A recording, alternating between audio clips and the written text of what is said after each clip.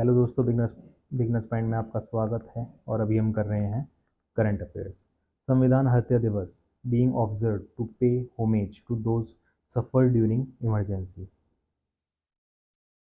संविधान हत्या दिवस is being observed today. It serves as a reminder of what happened when the Constitution of India was trampled on the June 25, 1975. It is also a day to pay homage to every person who suffered due to excesses of the emergency. Akashvani correspondent reports that on this day, 1975, President Farguddin Ali Ahmad issued the emergency proclamation under Article 352, citing threats from internal disturbance. The emergency was declared against a backdrop of mounting political unrest and judicial developments that shook the legitimacy of the ruling leadership of Prime Minister Indira Gandhi. The executive acquired overriding powers and state authority was brought under central control. Following proclamation, constitutional safeguards were systematically suspended. Article 358 suspended protections under Article 19 affecting freedom of speech, expression, assembly, and movement. Citizens were barred from approaching courts for redress. Pre-censorship was imposed on all newspapers. Even the statutory watchdog, the Press Council of India, was abolished. Sharing his thoughts in the Man Ki Baat program of Akashvani, Prime Minister Narendra Modi had said that the emergency was the darkest era in the country's history when atrocities were committed on those supporting democracy. Home Minister Amit Shah slammed Congress over 1975 emergency, says it was to save Indira Gandhi's power, not nation's security. Union Home Minister Amit Shah has criticized Congress for imposing emergency in 1975, saying that the reason was not to protect the country's security but to save the then Prime Minister Indira Gandhi's power. Mr. Shah said this while addressing a commemoration event आपातकाल के 50 साल in New Delhi yesterday. He urged everyone to remember that lakhs of people sacrificed their lives, careers, and families to fight for the democracy of this country. Mr. Shah noted that the country won this fight because the people will never tolerate dictatorship. Modi government has driven quantum change. Union Minister Piyush Goyal. Union Commerce and Industry Minister Piyush Goyal has said that India is firmly on track to become a 5 trillion US dollar economy by 2027, despite global turbulence driven by a collective national effort. Speaking at a virtual session organized by the Merchants Chamber of Commerce and Industry (MCCI) yesterday, the minister said that the government has focused on calibrated growth tailored to the Indian narrative built on seva, sushashan, and navachar, that is, service, good governance, and innovation. Mr. Goyal said that the government under Prime Minister Narendra Modi has focused on quantum change over mere incremental progress. He added that all stakeholders, including the government, the business community, industry, trade, and 140 crore countrymen, are deeply aligned with the Prime Minister's vision for Viksit Bharat 2047. Setting key economic indicators, Mr. Goyal said India has transformed from being part of the fragile five to becoming one of the top five global economies. He highlighted the country's foreign exchange reserves, which recently touched 698 billion US dollars, the robust health of the banking sector, and inflation levels that are among the lowest in the post-independence era.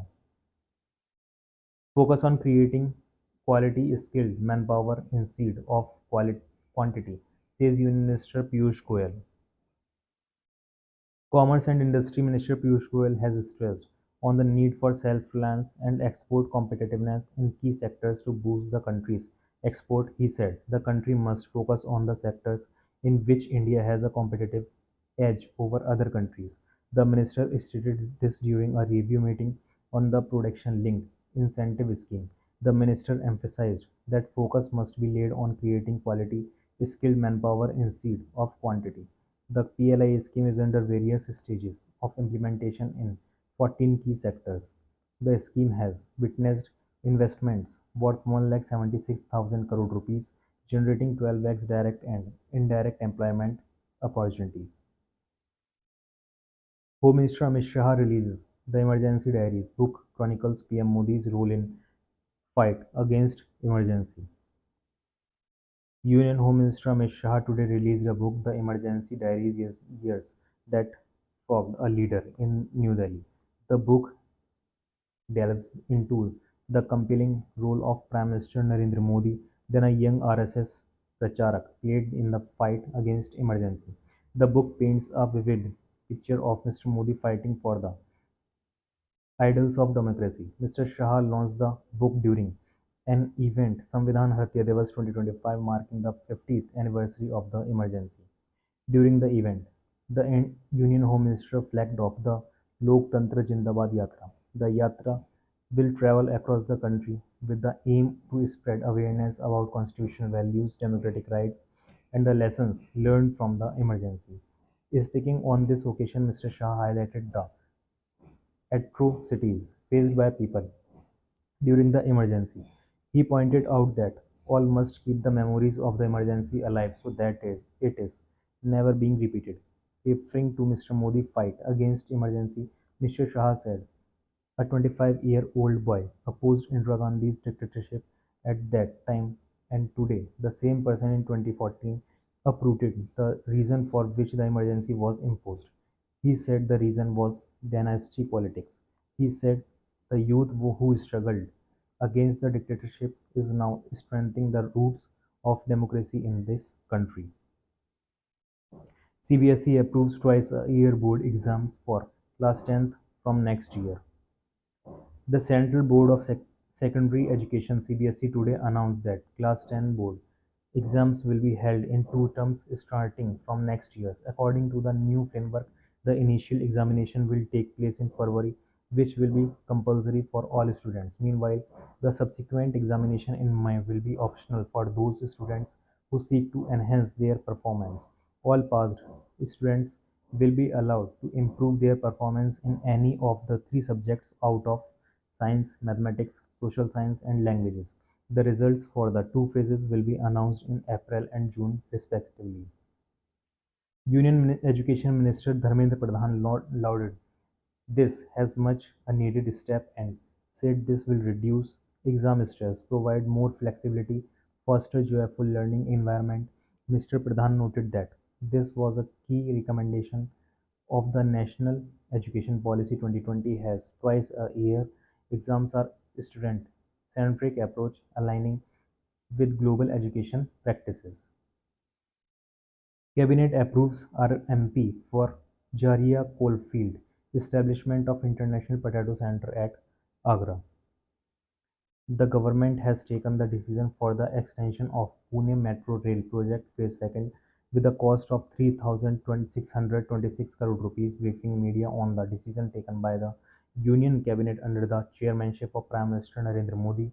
Information and Broadcasting Minister Ashwani Vaishnav said additional length of 12.75 kilometers will be added as the new metro line with 13 stations. He said the Pune Metro Rail project will serve IT hubs, commercial areas, educational institutions, and residential pockets, increasing the share of public transport and readership across the network. Mr. Vaishnav said the government has given its nod for the revised master plan for rehabilitation of Jharia coalfield in Jharkhand. He said with the implementation of the revised master plan, issues related to fire, land subsidence, and the rehabilitation of affected families in the Jharia coalfield will be addressed. He said the total financial outlay for the implementation of the revised plan is 5,940 crore rupees. India-Vietnam hold 13th political consultation and 10th strategic dialogue, reaffirm comprehensive strategic partnership.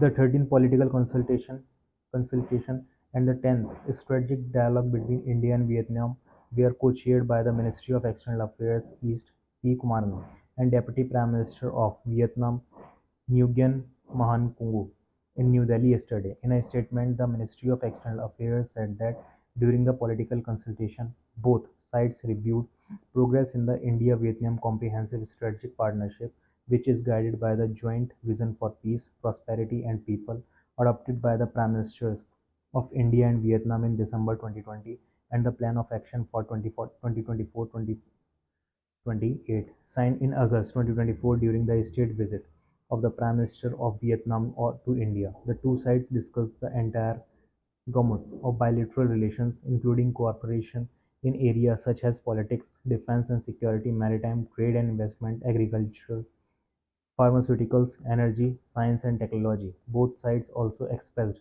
satisfaction with the ongoing development cooperation between India and Vietnam through heritage conservation and restoration projects, quick impact projects, ITEC and EITEC initiatives and scholarships.